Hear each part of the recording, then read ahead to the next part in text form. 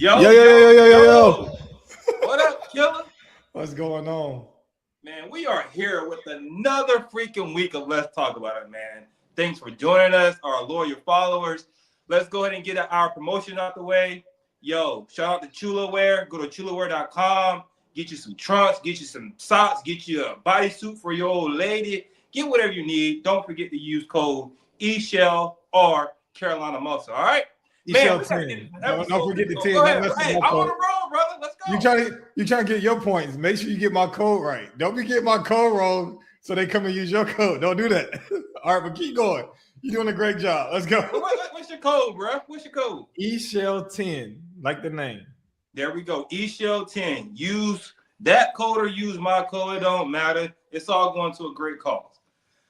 But man, we talked about this last week, and you actually was there in the flesh over the weekend. So we get to get your point of view on the NPC Natural. There was a show out in your hometown, Fayetteville, North Carolina. NPC Natural Southeast Championships, I believe it was called. Yes, sir. Yeah, man. So let's just dive right into it, brother. How was the show? All right, First and foremost. So first and foremost, overall, man, I give that show literally. I have no knocks, bro. That show was absolutely amazing. From the start of it to check-ins all the way to the end of the show. It was ran very well. I think there was kind of no time wasted. I know I used to have groans and gripes. I came from the NPC. I talk about it. The groans and gripes from the two-show format, but they actually shortened the break in between the shows. And they ran the shows together, and they ran very smoothly. I think the first half was maybe about 2 hours from 10:30 to about an hour and a half from 10:30 to 12, and then we came back at 3, and I think from 3 to 5:30 we were out the door. So everybody still had time to go, leave, eat, hang out, do what they needed to do. Okay, so that's one thing that I do hear about NPC shows. They last all night. So this one didn't last all night. He got out there in a good time space. So that's really good. Yeah. Man, I got so many questions, but I wanna keep it clean. Okay. I want to keep it clean where we're really not doing any, trying to shit on anybody else or whatever the case may be. But just give me one major difference between the NPC Natural and any other natural organization you've been to.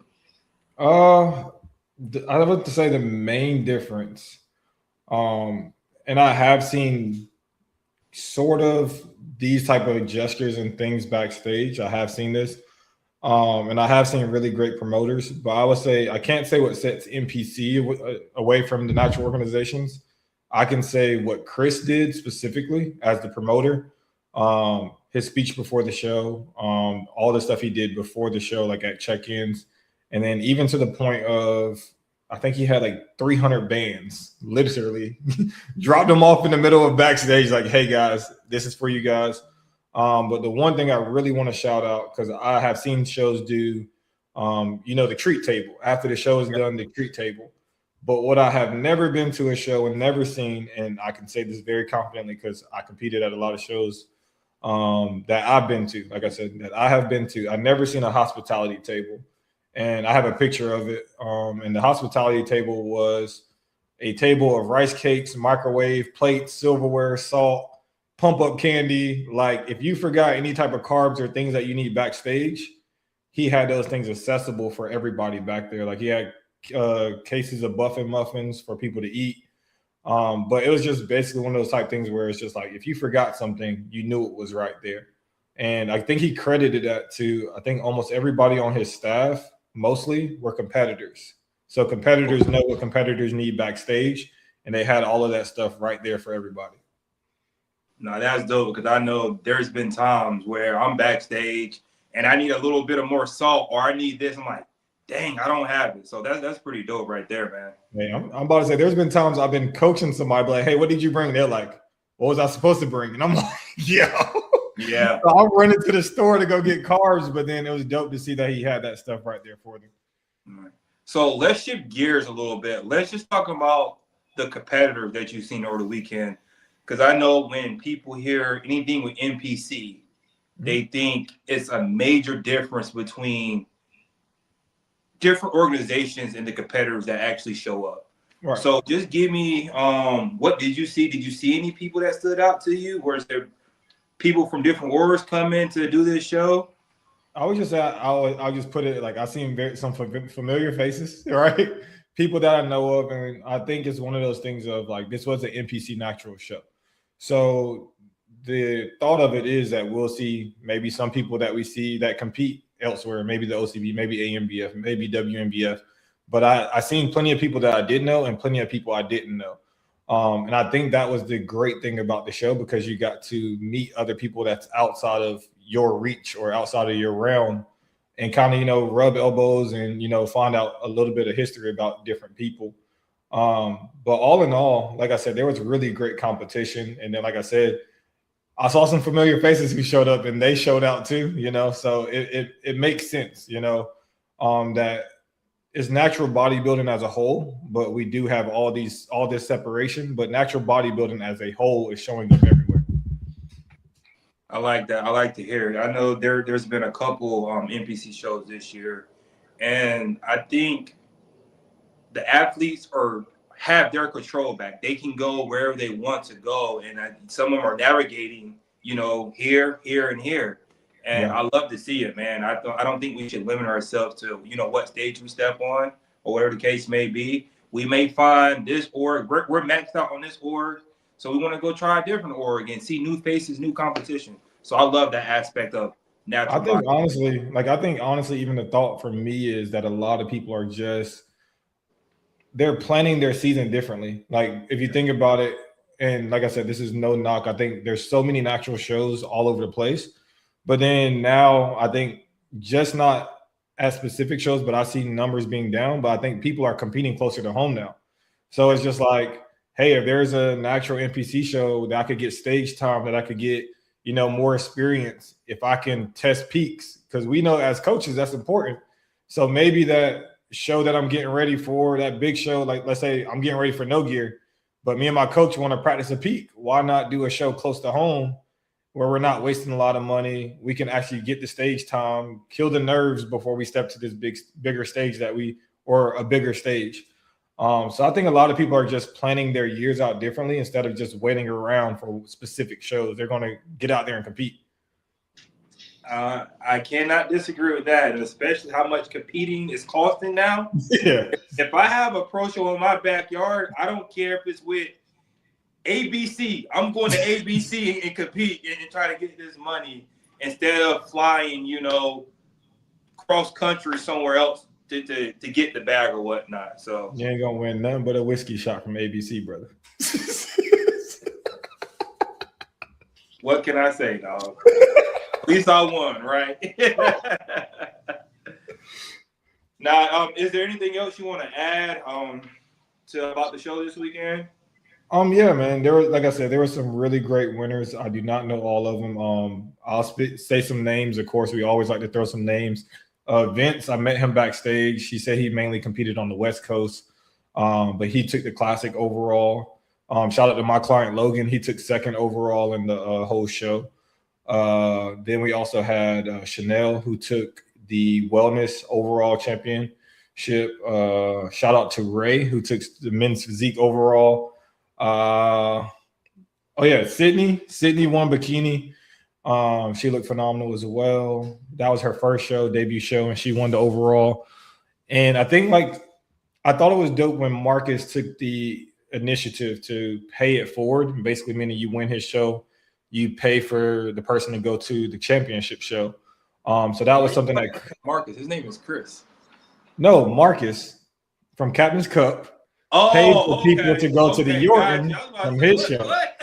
So I said I like the fact that now Chris also pays for people to go to the Pittsburgh Championship in 2 weeks, which is an actual pro qualifier. Right.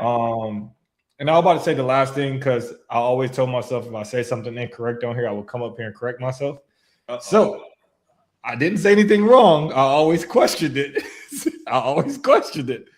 But I can honestly say that the drug testing is legit. I mean, of course, we'll wait for drug testing results to come back.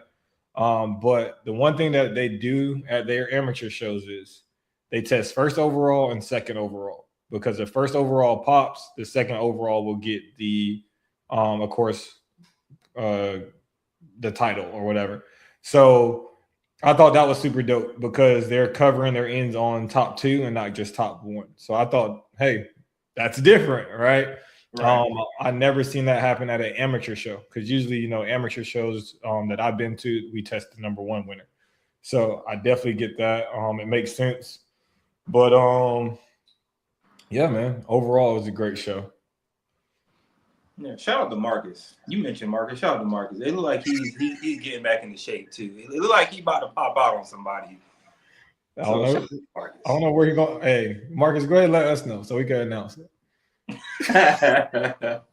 I mean, look at the calendar. It ain't too hard to figure out.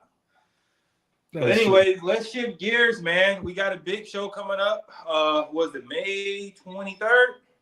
No Gear. Yes. You bring in a handful of people down there. Yeah. So what's the expectations of you and your team coming into No Gear, bro?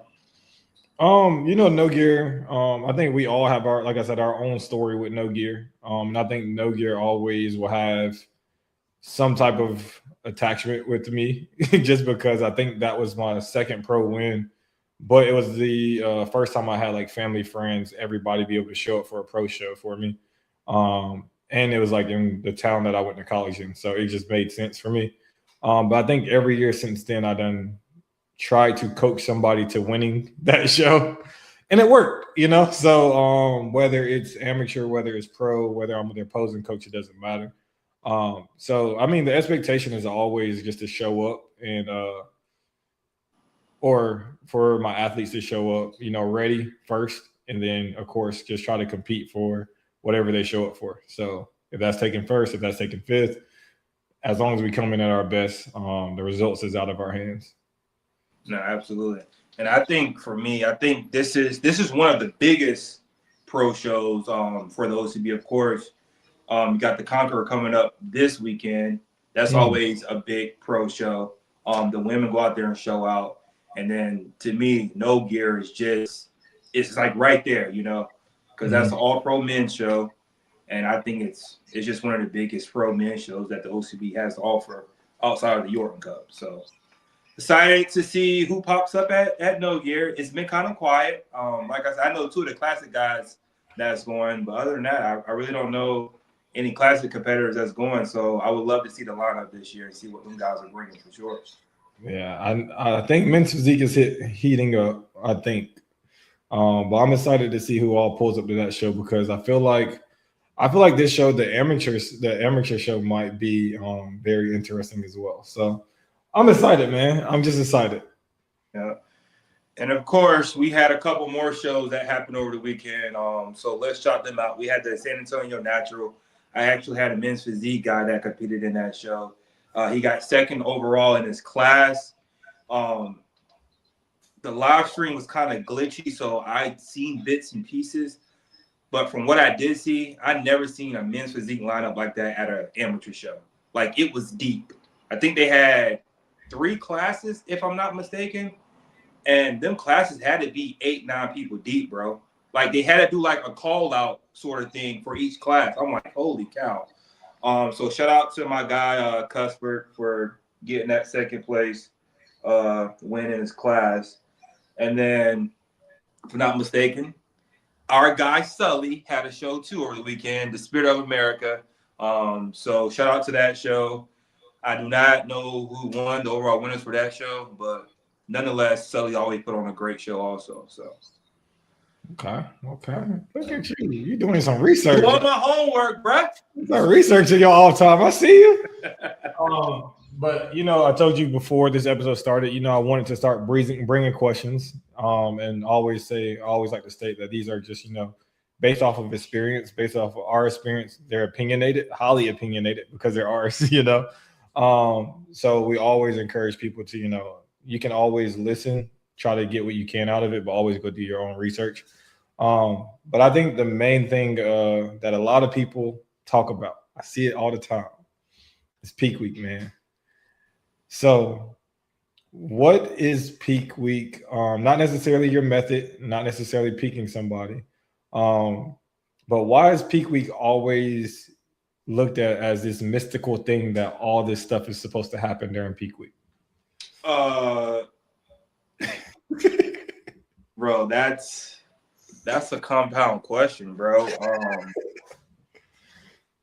People think if you're out of shape or not ready for the show, people think when peak week comes, all of a sudden you're going to be ready for the show, and that's that's not how it works. And I'm thinking before I talk because I don't want to offend anyone or say anything crazy, Right, for sure. Right?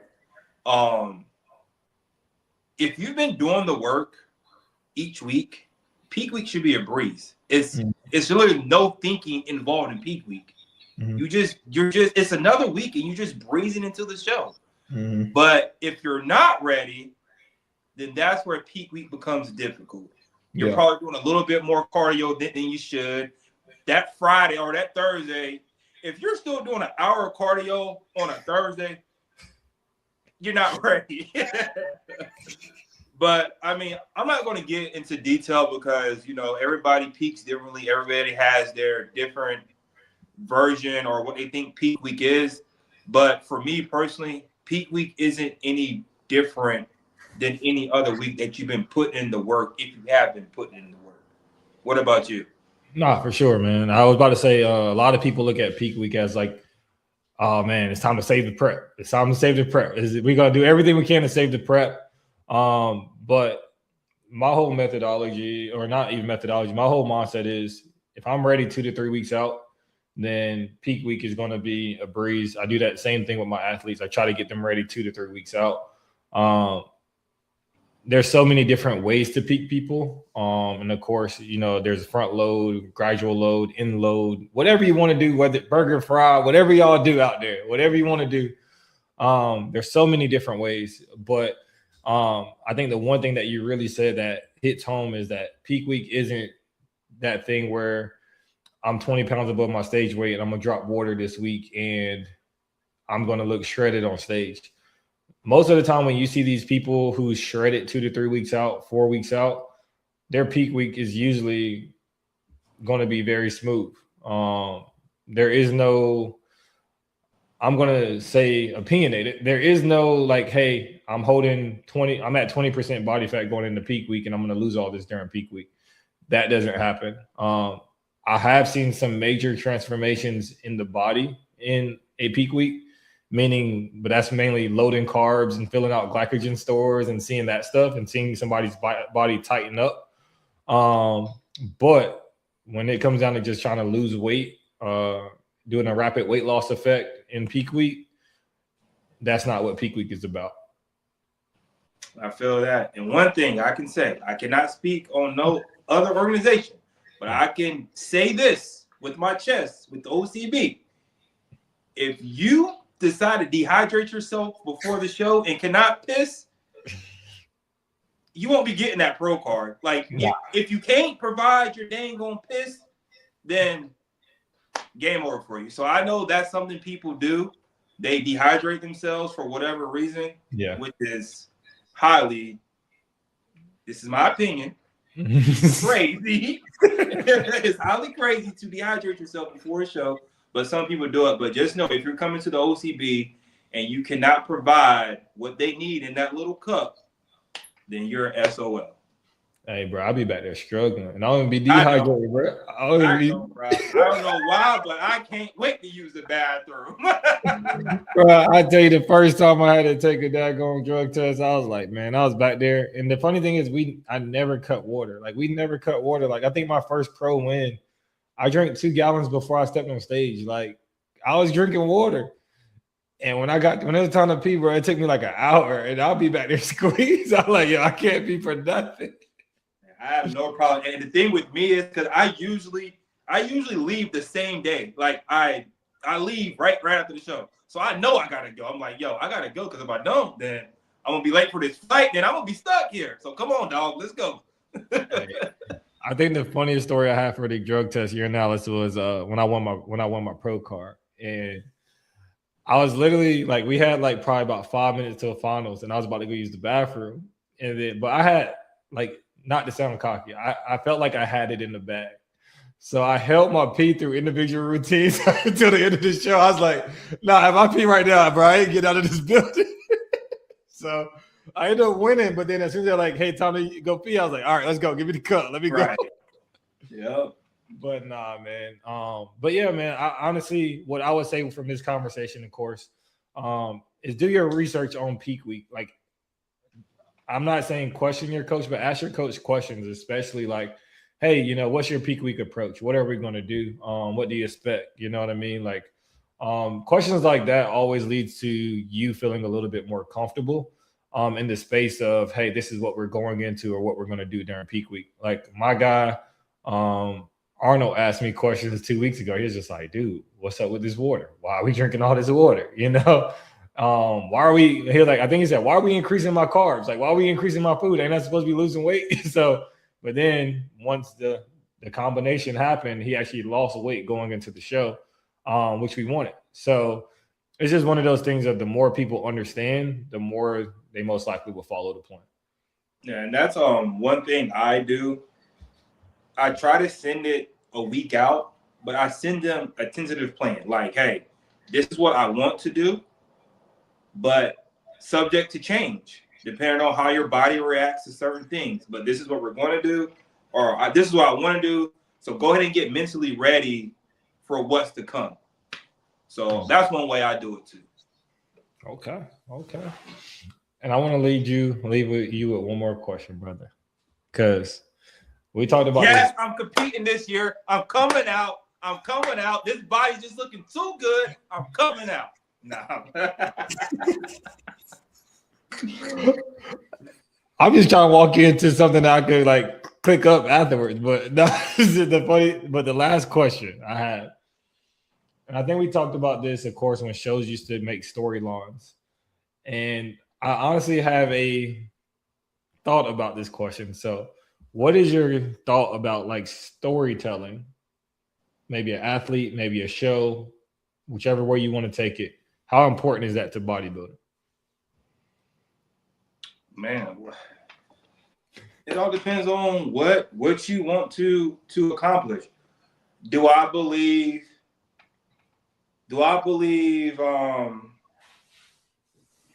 certain people are attracted or invest more in a storyline? For sure. But at the end of the day, that storyline shouldn't play a part on how the judges judge. Okay. If that makes sense. No, for sure. You know what I'm saying? So we can have storylines all day. WWE got storylines all day. When they get thrown to the table, that's real. But it's already pre-decided of who's going to win that match, right? Mm.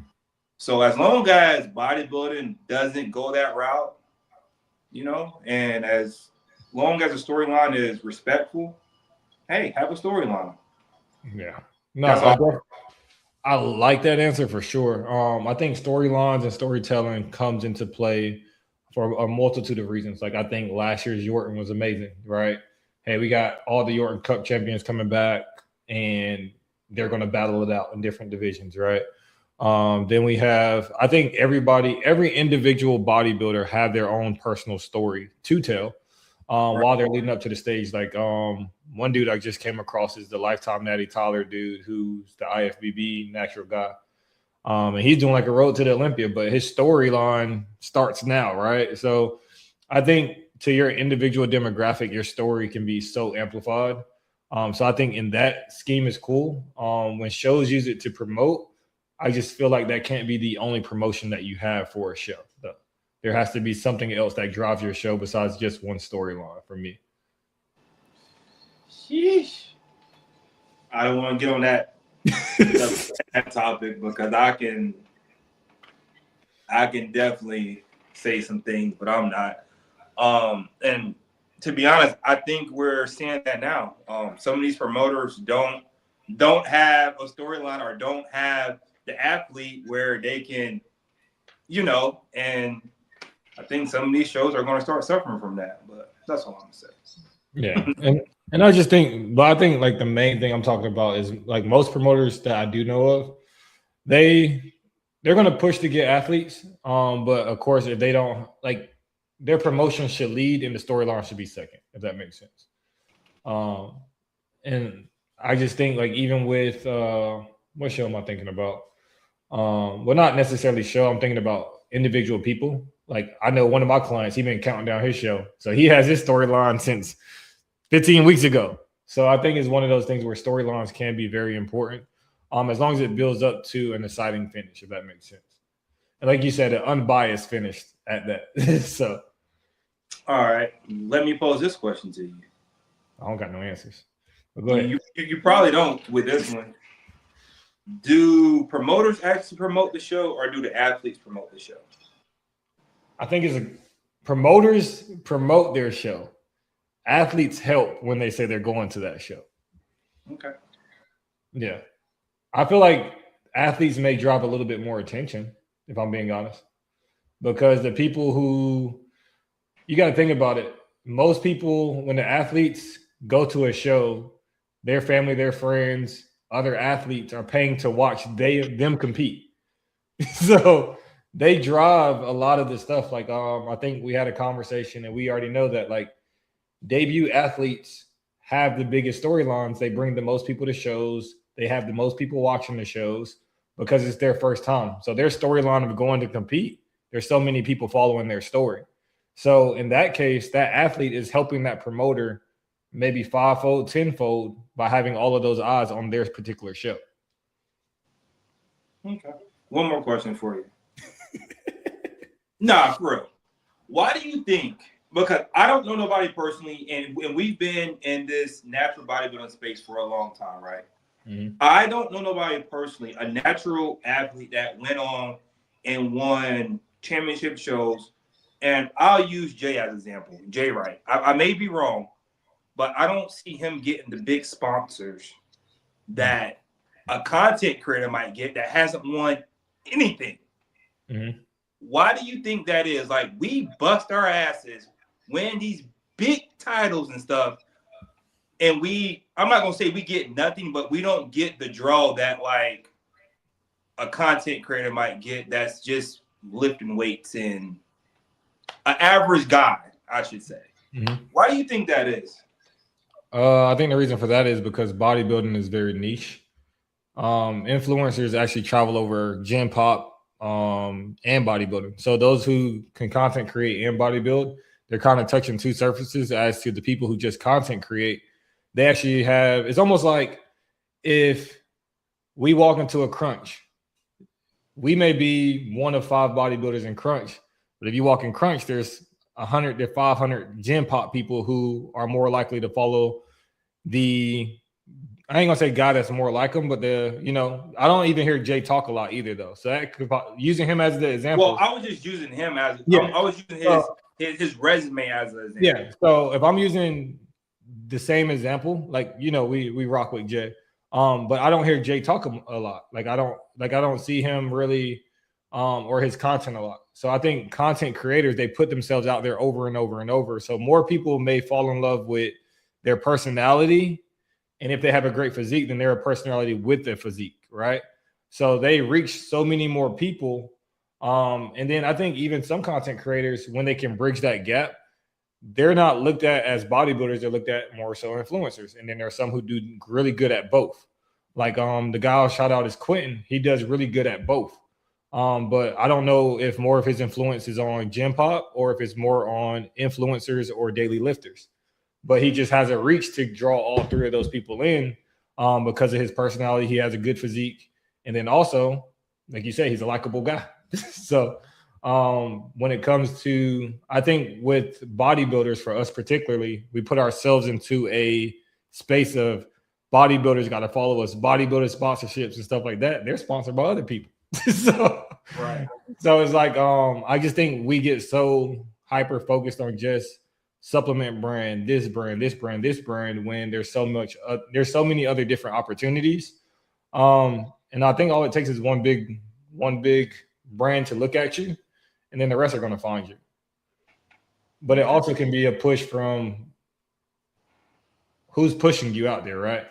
Are the organizations going to push you out there? Do the organizations have affiliates with these brands? So it's just different things that you have to look at. Because I've seen people who don't compete anymore that got plenty of sponsorships. So it's just really like, what do they want?